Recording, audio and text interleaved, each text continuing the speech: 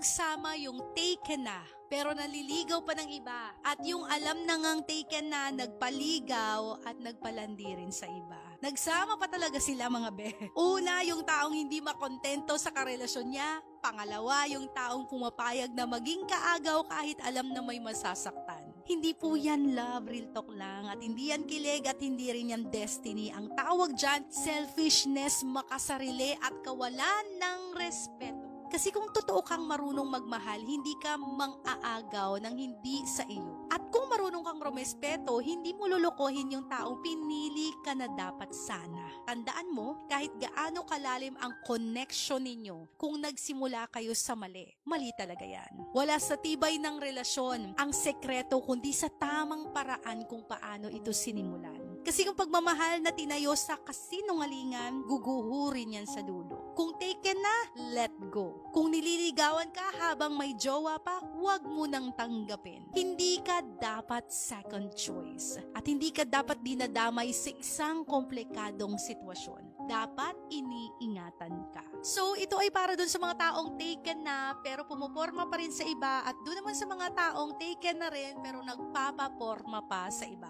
Alam nyo, hindi ko talaga mag-gets bakit natin i-complicate ang life. Alam nyo, ang dami ng stress sa mundo. Ang dami na nating problema sa flood control. Ang dami namang ninanakaw sa ating bilyon-bilyon. Ang daming issues here and there sa family mo, sa sarili mo. Ang dami mo ng mga problema. Bakit dadagdag ka pa ng mga komplikasyon sa buhay? By loving or entertaining a person na hindi naman sa iyo. Bakit magdadagdag ka pa ng problema, napapatol ka pa sa isang tao na alam mong taken na? At bakit nagdadagdag ka ng problema na pumuporma ka pa sa taong alam mo nga rin taken na? Diba? Hindi ka talaga maintindihan. Bakit ba gusto natin ng gulo? Bakit ba gusto natin ng komplikasyon? Dahil masaya lang siya sa feelings natin? Alam mo kung lagi nating sinusunod lang yung puso natin, sinusunod lang natin yung sinasabi nating saya at kilig, walang mangyayari sa buhay natin. Kailangan gamitan natin ng isip, gamitan natin ng pakiramdam, gamitin din naman natin yung utak natin sa pagdidesisyon. Hindi yung alam mo nang taken na papasukin mo pa, at hindi yung alam mong pagmamay-ari ka ng iba, i-welcome mo pa.